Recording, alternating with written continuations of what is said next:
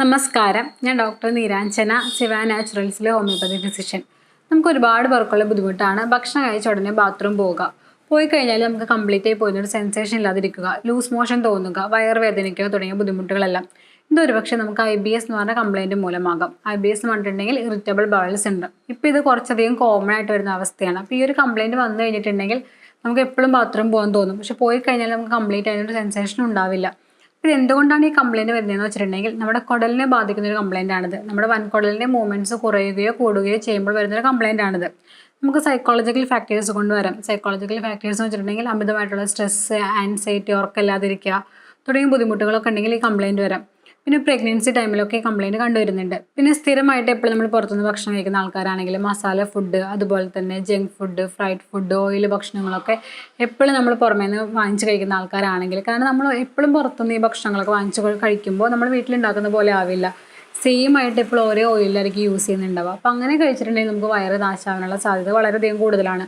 പിന്നെ ഇതൊരു കാര്യം നോക്കിക്കഴിഞ്ഞാൽ നമ്മുടെ ബ്രെയിനും വയറും തമ്മിൽ കമ്മ്യൂണിക്കേഷൻ നടത്തുന്ന സെൻസറി നെർവ് ഉണ്ട്.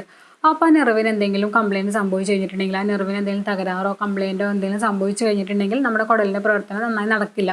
പിന്നെ നമ്മൾ കഴിക്കുന്ന ഭക്ഷണം പകുതി ദഹിച്ചിട്ട് നമ്മുടെ വൻകുടലിൽ നിന്ന് പെട്ടെന്ന് മൂവ് ചെയ്യുന്നൊരവസ്ഥ. അപ്പോൾ എന്തുകൊണ്ടാണ് അങ്ങനെ പെട്ടെന്ന് മൂവ് ചെയ്യണമെന്ന് വെച്ചിട്ടുണ്ടെങ്കിൽ ആ കുടലിൻ്റെ സങ്കോച വികാസം കൂടുന്നതുകൊണ്ടാണ്. അങ്ങനെ പെട്ടെന്ന് അത് മൂവ് ചെയ്ത് കഴിഞ്ഞിട്ടുണ്ടെങ്കിൽ നമുക്ക് ബോഡിക്ക് ആവശ്യമായിട്ടുള്ള ന്യൂട്രീഷൻസും അതുപോലെ തന്നെ വൈറ്റമിൻസും മിനറൽസും ഒന്നും കിട്ടില്ല. ഈ ഒരു അവസ്ഥ വന്നു കഴിഞ്ഞാൽ നമ്മൾ നന്നായിട്ട് മെലിയും. കാരണം നമ്മുടെ ബോഡിക്ക് ആവശ്യമായിട്ടുള്ള ഒരു കാര്യം കിട്ടാത്തത് കൊണ്ട് തന്നെ നമ്മൾ മെലിഞ്ഞു പോകും. അപ്പോൾ ഇത്രയും കാരണങ്ങൾ കൊണ്ട് നമ്മുടെ വൻകുടലിൻ്റെ കംപ്ലയിൻറ്റ്സ് വരാനുള്ള സാധ്യത കൂടുതലാണ്. അപ്പോൾ വൻകുടലിൻ്റെ മൂവ്മെൻറ്റ്സ് കൂടി കഴിഞ്ഞിട്ടുണ്ടെങ്കിൽ നമുക്കത് ലൂസ് മോഷൻ ആയിട്ടായിരിക്കും തോന്നുക. വൻകുടലിൻ്റെ മൂവ്മെൻറ്റ്സ് കുറഞ്ഞു കഴിഞ്ഞിട്ടുണ്ടെങ്കിൽ നമുക്കത് കോൺസ്റ്റിപ്പേഷൻ ആയിട്ടായിരിക്കും തോന്നുക. ഈ ഒരു കംപ്ലയിൻറ്റ് വന്നു കഴിഞ്ഞതിന് ശേഷം നമുക്ക് പെട്ടെന്നായിരിക്കും നമുക്ക് ബാത്റൂം പോകാൻ തോന്നുക. ചിലപ്പോൾ നമ്മൾ എവിടെയെങ്കിലും ഇറങ്ങാൻ നിൽക്കുന്ന സമയത്തോ അല്ലെങ്കിൽ ഏതെങ്കിലും ഇൻ്റർവ്യൂ അറ്റൻഡ് ചെയ്യാൻ നിൽക്കുന്ന സമയത്തൊക്കെ ആയിരിക്കും നമുക്കൊന്ന് ബാത്റൂം പോകാൻ തോന്നുക. അത് നമ്മൾ പോയി കഴിഞ്ഞ് വന്നാൽ നമുക്ക് കംപ്ലീറ്റ് ആയിട്ട് പോയി എന്നൊരു സെൻസേഷൻ ഉണ്ടാവില്ല. അപ്പോൾ നമ്മൾ വീണ്ടും പോകും. അത് നമ്മൾ എപ്പോഴും പോയി കഴിഞ്ഞിട്ടുണ്ടെങ്കിൽ നമുക്ക് ബോഡി നമ്മുടെ ഒരുപാട് വീക്കാവും, നമ്മുടെ ബോഡി ഡീഹൈഡ്രേഷൻ സംഭവിക്കാം. അത് മാത്രമല്ല നമ്മുടെ വയറൊന്ന് വന്ന് വീർക്കാനും നമുക്ക് വിളർച്ച പോലത്തെ ബുദ്ധിമുട്ട് തോന്നാനൊക്കെ സാധ്യത കൂടുതലാണ്. ചില കണ്ടീഷനിൽ നമ്മളിങ്ങനെ പോയി കഴിഞ്ഞിട്ടുണ്ടെങ്കിൽ ആ ഒരു മോഷനിൽ മ്യൂക്കസിൻ്റെ കണ്ടൻറ്റ് കൂടുതലായിരിക്കും. അതായത് കഫം പോലെ ഉണ്ടാവും കാണാൻ വേണ്ടിയിട്ട്. ചില കേസിൽ ബ്ലഡ് മിക്സ് ആയിട്ടും വരുന്നുണ്ടാവും. പിന്നെ നമുക്ക് വയറുവേദന അനുഭവപ്പെടാം, അതുപോലെ തന്നെ അസിഡിറ്റിൻ്റെ പ്രശ്നങ്ങൾ അനുഭവപ്പെടാം, നമ്മുടെ വയറൊക്കെ വന്ന് വീർക്കാം. നമ്മുടെ വയറിൻ്റെ ഉള്ളിൽ നല്ല ബാക്ടീരിയകൾ നശിഞ്ഞു പോയാൽ നമുക്ക് ഈ വക കംപ്ലയിൻറ്റ്സ് ഒക്കെ ഉണ്ടാകും. അപ്പോൾ നമ്മുടെ വയറിൻ്റെ ഉള്ളിൽ നല്ല ബാക്ടീരിയാസ് ഉണ്ടെങ്കിലാണ് നമ്മുടെ ഡൈജഷൻ ആണെങ്കിലും അസിഡിറ്റി പോലത്തുള്ള കംപ്ലയിൻറ്റ്സ് ഒക്കെ കുറഞ്ഞു വരുള്ളൂ. അപ്പോൾ നമ്മുടെ വയറിൽ ഈ വക ബുദ്ധിമുട്ടും കാര്യങ്ങളും ഉണ്ടെങ്കിൽ നമുക്ക് അറിയാമല്ലോ, എപ്പോഴും വയറുവേദന ആയിരിക്കുള്ളൂ. പിന്നെ ഡെയിലി ഇങ്ങനെ എപ്പോഴും ബാത്റൂം പോയി കഴിഞ്ഞാൽ നമുക്ക് എവിടെയും പോകാനൊന്നും വലിയ ഇൻട്രസ്റ്റ് ഉണ്ടാവില്ല. അപ്പോൾ അമിതമായിട്ടുള്ള ക്ഷീണം തോന്നാം, ആസിഡിറ്റിൻ്റെ ബുദ്ധിമുട്ട് തോന്നാം, നെഞ്ചരിച്ചിൽ തോന്നാം, അതുപോലെ തലവേദന തുടങ്ങിയ ബുദ്ധിമുട്ടുകൾ കാര്യങ്ങളൊക്കെ ഉണ്ടാവും. പിന്നെ ഈ ഒരു കംപ്ലയിൻറ്റ് വന്നു കഴിഞ്ഞിട്ടുണ്ടെങ്കിൽ മെയിൻ പ്രശ്നം ബാത്റൂം പോകുന്നത് തന്നെയാണ്. പെട്ടെന്ന് നമ്മൾ ഫുഡ് കഴിച്ചുകൊണ്ടിരിക്കുന്നതിൻ്റെ ഇടയിൽ തന്നെ നമുക്കൊന്ന് പോയിട്ട് വരാൻ തോന്നുന്നു. അങ്ങനെ നമ്മൾ എപ്പോഴും പോയി കഴിഞ്ഞിട്ടുണ്ടെങ്കിൽ നമ്മുടെ ഹെൽത്ത് ഒരുപാട് വീക്കാവും. നമുക്ക് ബോഡിക്ക് ആവശ്യമായിട്ടുള്ള ജലാംശമൊന്നും കിട്ടില്ല. ചില സമയത്ത് നമുക്ക് മലബന്ധവും വരാം. അപ്പോൾ ഈ ലൂസ് മോഷനും മലബന്ധം മാറി വരുന്ന ഒരവസ്ഥയും ഉണ്ട്. ഇന്നിപ്പോൾ ഇത് വളരെയധികം കോമൺ ആണ്. അതുകൊണ്ട് തന്നെ പല ആൾക്കാരും ഇതിനെ വളരെ നിസ്സാരമായിട്ടാണ് കാണുന്നത്. ആരും ഇതിനെ സീരിയസ് ആയിട്ടൊരു അവസ്ഥയായിട്ട് കണക്കാക്കിയിട്ട് അതിന് വേണ്ട ട്രീറ്റ്മെൻറ്റും കാര്യങ്ങളൊന്നും എടുക്കുന്നില്ല. പിന്നെ നമ്മളൊരു ബ്ലഡ് റൂട്ടീനും അതുപോലെ തന്നെ എൻഡോസ്കോപ്പിയും സിഗ്മോയിഡോസ്കോപ്പിയൊക്കെ എടുത്ത് നോക്കിയാലും ചിലപ്പോൾ ഇതിൻ്റെ ഫംഗ്ഷൻസും കാര്യങ്ങളൊക്കെ നോർമലായിട്ടായിരിക്കും കാണാം. പക്ഷേ നമ്മൾ മറ്റുള്ള കംപ്ലയിൻറ്റ്സ് ഒന്നും ഇല്ലയെന്ന് ഉറപ്പ് വരുത്താൻ വേണ്ടിയിട്ട് ഈ ഒരു ടെസ്റ്റ് എടുക്കുന്നത് വളരെയധികം നല്ലതായിരിക്കുള്ളൂ. അപ്പോൾ സ്റ്റാർട്ടിങ് സ്റ്റേജിൽ തന്നെ നമ്മളിതിനെ കൺട്രോൾ ചെയ്ത് കൊണ്ടുവരികയാണെന്നുണ്ടെങ്കിൽ ഒരു പരിധി വരെ നമുക്കതിനെ നിയന്ത്രിച്ച് കൊണ്ടുവരാൻ സാധിക്കും. കാരണം ഇപ്പോൾ വർക്ക് ചെയ്യുന്ന ആൾക്കാർക്കാണെങ്കിൽ നമ്മളൊരു ഇൻ്റർവ്യൂ അറ്റൻഡ് ചെയ്യാൻ പോകുന്ന സമയത്തൊക്കെ ഇങ്ങനെ ബാത്റൂമിൽ പോകാനുള്ള ടെൻഡൻസിയും നമ്മുടെ വയറുവേദനയൊക്കെ നമ്മളെ ഒരു ലൈഫിനെ വല്ലാതെ ബാധിക്കുന്നുണ്ട്. നമ്മുടെ ജോലിനെ ആണെങ്കിൽ അത് ബാധിക്കുക തന്നെ ചെയ്യും. അപ്പോൾ നമ്മൾ സ്റ്റാർട്ടിങ് മുതൽ ഇത് കൺട്രോൾ ചെയ്ത് കൊണ്ടുവരികയാണെങ്കിൽ വളരെയധികം നല്ലതായിരിക്കുള്ളൂ.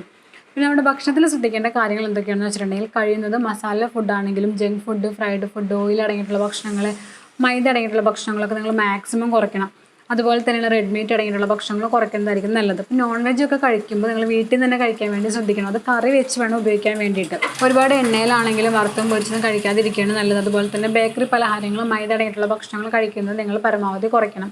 പിന്നെ ക്യാബേജ്, കോളിഫ്ലവർ, ബ്രൊക്കോളി ഒക്കെ കുറയ്ക്കുന്നത് വളരെയധികം നല്ലതായിരിക്കുള്ളൂ. പിന്നെ നമുക്ക് എന്തെങ്കിലും അലർജി ഉണ്ടാക്കുന്ന ഫുഡ് ഉണ്ടെങ്കിൽ നിങ്ങൾ മാക്സിമം കുറയ്ക്കണം. ചില ആൾക്കാർക്ക് ഗ്യാസ് ഉണ്ടാക്കുന്ന ഫുഡൊക്കെ കഴിച്ചിട്ടുണ്ടെങ്കിൽ പെട്ടെന്ന് വയറ് നാശമാവാനും അതിനോടനുബന്ധിച്ച് തലവേദന വരാനുള്ള സാധ്യത കൂടുതലാണ്. അപ്പോൾ നിങ്ങൾക്ക് അങ്ങനെ എന്തെങ്കിലും ബുദ്ധിമുട്ടുണ്ടെങ്കിൽ തൽക്കാലത്തേക്ക് അത് നിർത്തി വയ്ക്കുന്നതായിരിക്കും ഉത്തമം.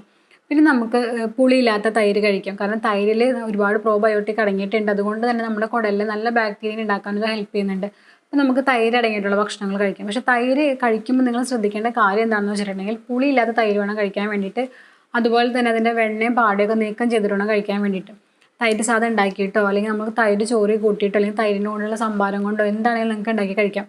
അതുപോലെ തന്നെ ആൻറ്റി ഓക്സിഡൻസ് ആയിട്ടുള്ള ഇഞ്ചി വെളുത്തുള്ളി പച്ചമഞ്ഞളൊക്കെ കഴിക്കുന്നത് വളരെയധികം നല്ലതാണ്. പിന്നെ സംഭാരമൊക്കെ ഉണ്ടാക്കുന്ന സമയത്ത് അതിൽ നമുക്ക് കറിവേപ്പിലും ഇഞ്ചിയൊക്കെ ഉണ്ടാക്കി കഴിഞ്ഞാൽ അതും നല്ലതാണ്. പിന്നെ നമുക്ക് വേപ്പിൻ്റെ ഇലയൊക്കെ അരച്ച് പേസ്റ്റ് ആക്കിയിട്ട് കഴിക്കാം. രാവിലെ വെറും വയറ്റിൽ കഴിച്ചാൽ കുറച്ചും കൂടി നല്ലതാണ്. അല്ലെങ്കിൽ പുളിയാറിയിൽ അരച്ച് പേസ്റ്റ് ആക്കിയിട്ട് കഴിക്കാം, അല്ലെങ്കിൽ മോരിൻ്റെ കൂടെ ചേർത്ത് കഴിക്കാം. പിന്നെ നമ്മുടെ മോരിൽ പച്ചക്കുരുമുളകൊക്കെ 1-2 പച്ചക്കുരുമുളകൊക്കെ ഇട്ട് കഴിക്കുന്നത് വളരെയധികം നല്ലതാണ്. പിന്നെ നാരടങ്ങിയിട്ടുള്ള ഭക്ഷണങ്ങൾ കഴിച്ചിട്ടുണ്ടെങ്കിൽ നമ്മുടെ ഡൈജഷൻ അത് കുറച്ച് ഹെൽപ്പ് ചെയ്യും.